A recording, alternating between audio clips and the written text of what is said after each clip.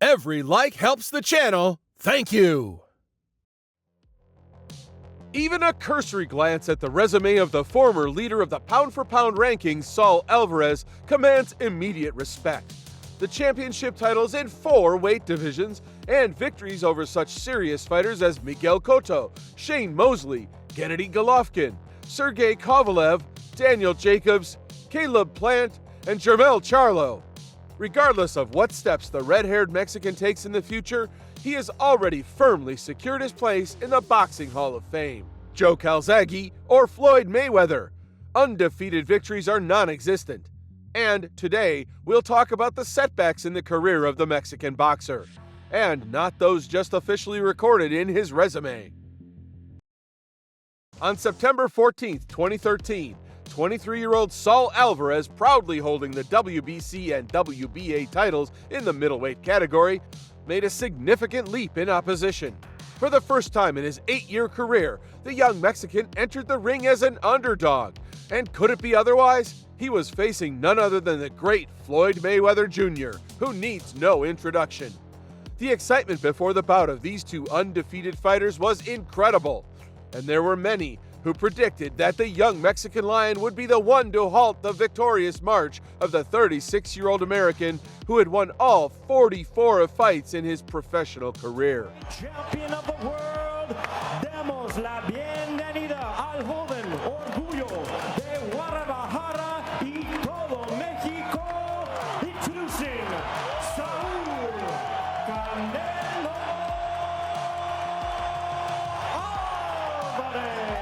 5-weight division champion of the world, introducing the undefeated, the one and only Floyd Money Mayweather.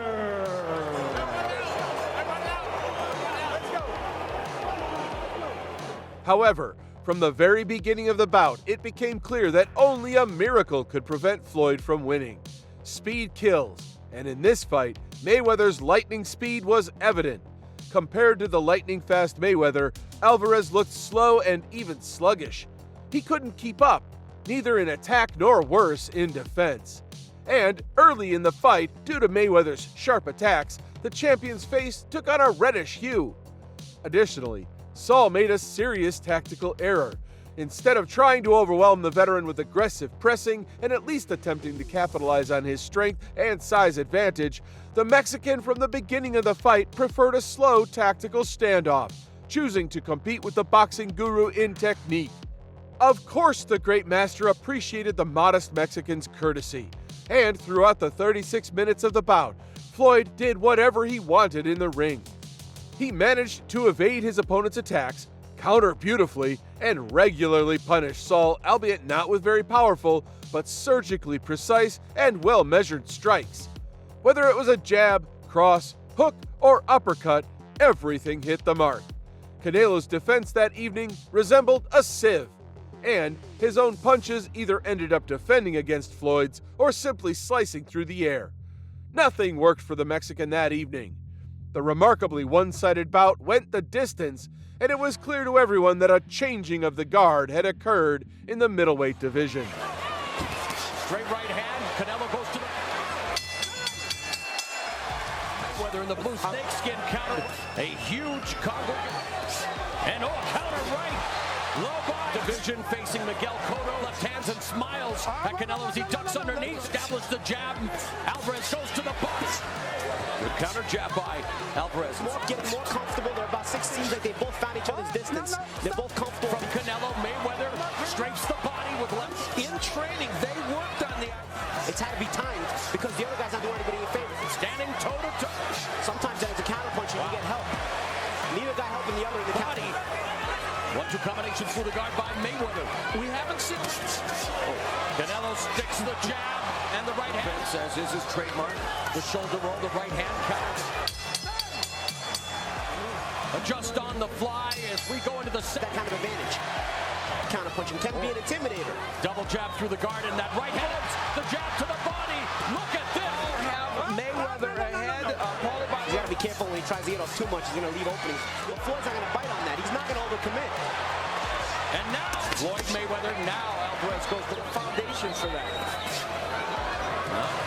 And of course, the greatest fighter of his era, but now Canelo with a straight right hand has Mayweather. You have had, though, some interesting rounds of boxing. You're watching the WBC Super Chip on the line, 154 pounds. Canelo out. Canelo missed with that left hook and then count left in the round. In the fight with Canelo, Mayweather goes downstairs with sapping of energy is Mayweather's hand speed. Right. Tired. Right now, he's looking a bit fatigued. That'll give you a high guard. He's up to the ropes, and again, Canelo trying to go on the attack. Oh, there's a right hand. And now Canelo. So early in this fight, he couldn't win enough to be taking this shot. The last round, a dramatic gap. The judge's verdict, however, turned out to be unexpectedly surprising. Remember the author's statement that only a miracle could prevent Floyd? Such a miracle was found. Cynthia Ross. Remember this name, ladies and gentlemen. In some utterly incomprehensible way, she scored this one-sided bout 114 to 114. Fortunately, her two colleagues didn't challenge the truth, scoring 116 to 112 and 117 to 111 in Mayweather's favor, which was much closer to reality. This author saw an even more obvious victory for the American, 119 to 109. In favor of the winner of the Super Welterweight Championship of the world, Floyd Mayweather. The first recovery stage after the loss to Mayweather went smoothly.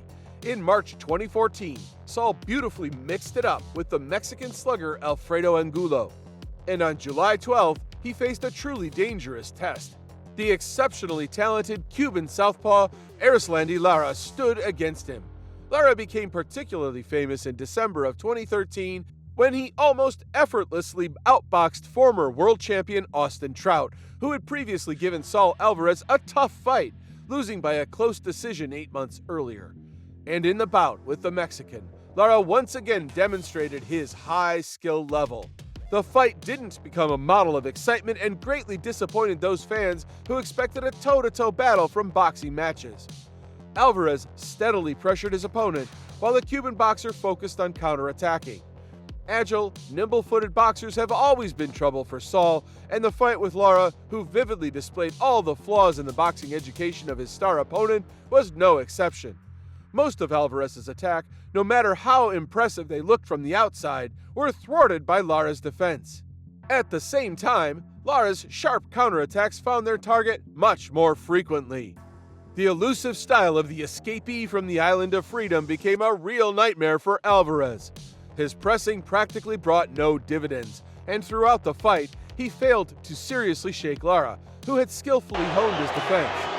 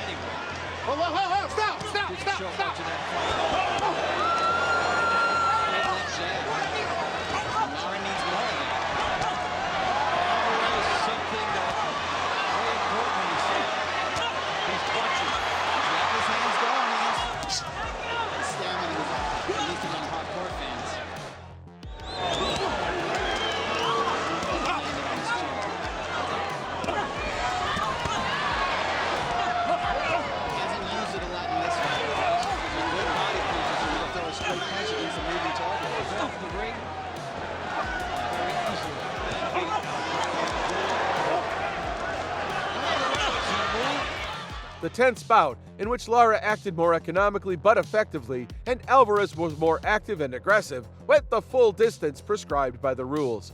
On the author's unofficial scorecard, the Guantanamo native won with a score of 115 to 113. The same score was seen by Judge Jerry Roth, but unfortunately for the Cuban, two other referees didn't appreciate his efforts, scoring 115 to 113 and an unbelievable 117 to 111 in favor of Alvarez. Canelo Alvarez.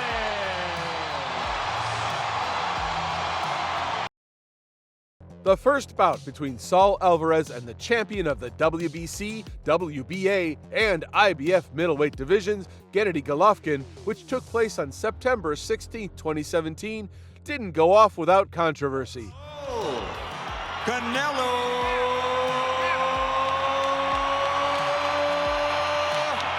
Alvarez.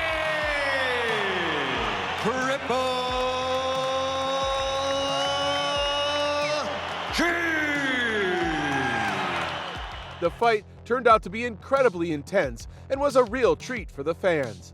The initiative belonged to the boxer from Kazakhstan, who throughout the fight acted aggressively, landing heavier blows.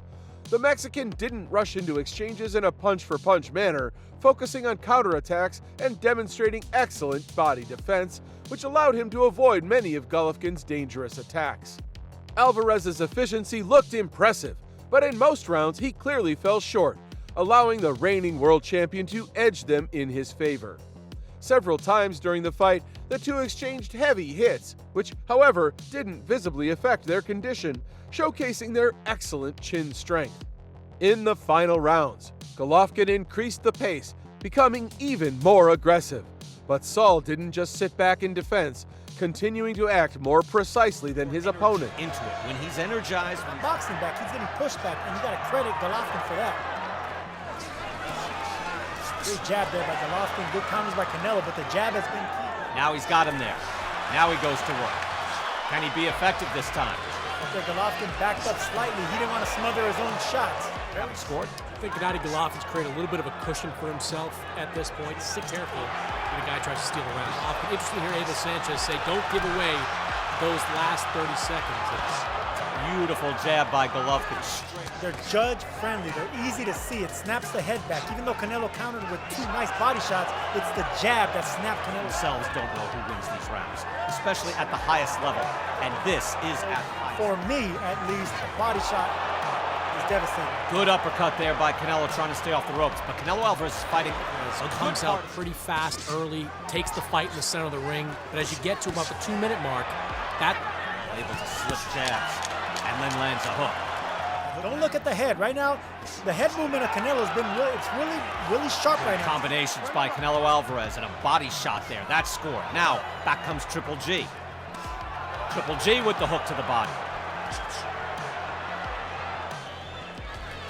you wonder too, Sergio, if you're Canelo Alvarez and you watch Fire on his shots. Loads up a little more, but throws him harder.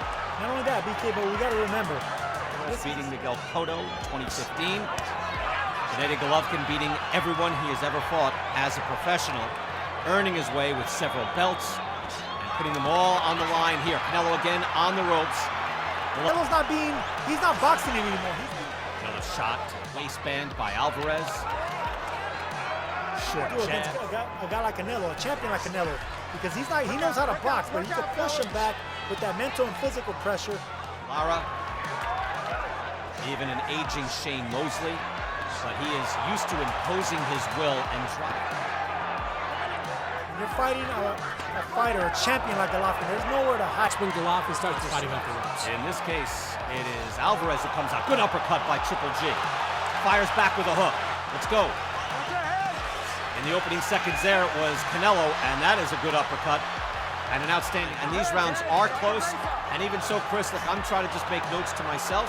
Sergio, you can speak to this.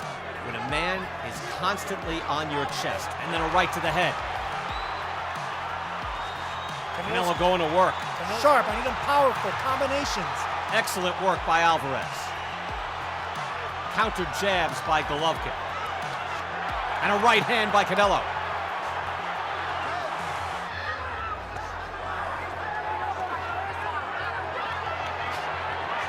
Good pace on those jabs by Golovkin. Done a fine job in this fight, moving in and out almost imperceptibly. Now these shots landing by Golovkin, counter right by Canelo. Golovkin can't wait to come back. Beautiful body shots there by Canelo, but the point is, Golovkin lands with an uppercut, really not much else. That waistband is there, Sergio, isn't it? And that's what's not gonna move, so you gotta hit down there. Good right hands.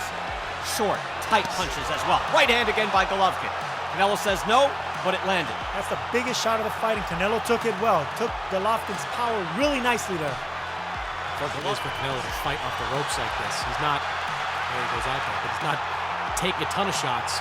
Shots that land and how hard they hit, because he's really effective. But if Golovkin is coming forward throwing punches like that, that's effective enough to win the rounds. Canelo again backs up into the rope. Elbow digs in your own rib. Hey, you're forced.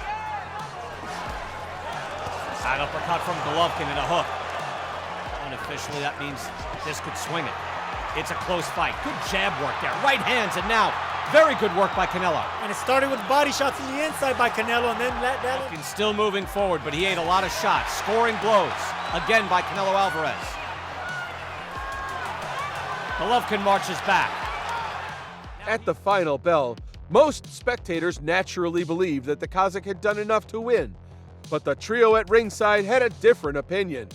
114 to 114, 115 to 113 in favor of Golovkin, and an unbelievable 118 to 110 in favor of Alvarez. The scorecard of the author of these lines was 116 to 112 in favor of the boxer from Karaganda. And that's it. Way split. This is officially a draw.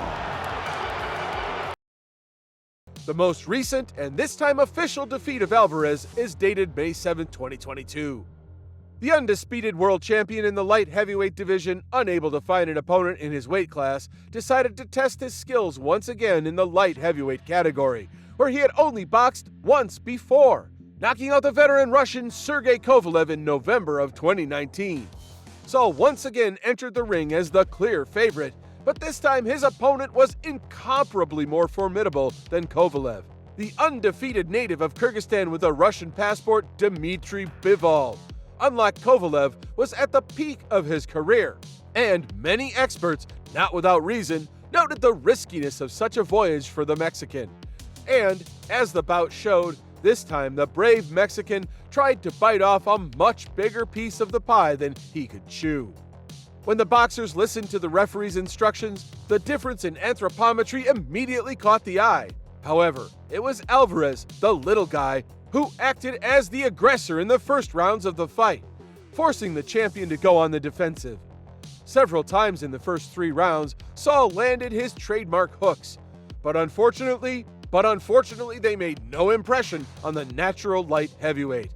Sensing that there was no special threat from the favorite, Bivol turned on in the fight, and therefore the Mexican was noticed in the ring only episodically.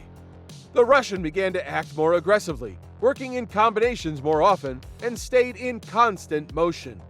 After the halfway point, Bivol already dominated in the ring, increasingly forcing Alvarez to retreat. You're on a way to get to Dmitry Bivol. You have to do the same to Bivol. Things continue for Alvarez.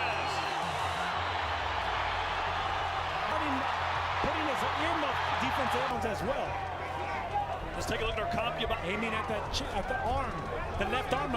I see the same thing, and I might even throw.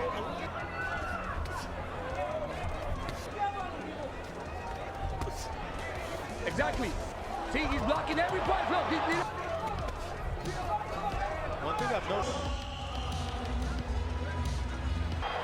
Do you think this strategy would work against Canelo?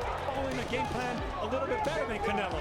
That's what Look, he's hitting it 4 times in a row. See, Canelo's doing nothing. Alvarez. Bivol looks. Michu's been landing most of the shots, and he's a big. That's exactly the game plan that Canelo had against Callum Smith. At least physically right now. You know, Bivol's overall activity. The straight right hand is Bivol, and again he connects. Bivol.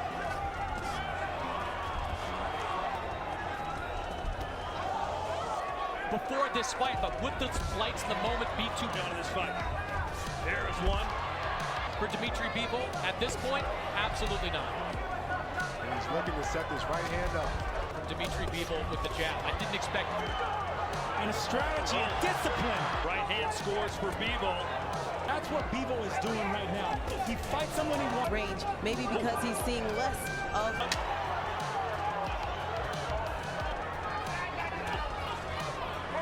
McCaskill.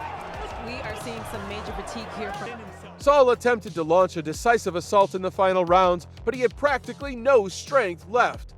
The final bell rang, and it was clear in advance who would leave the ring victorious today. There were no surprises. 3 times 115 to 113 in favor of the Russian.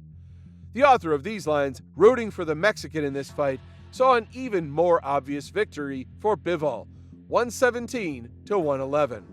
After all, weight classes exist for a reason. This was probably also thought by the hero of our material, who ultimately declined the rematch he rashly demanded after the end of the bout. Have just beaten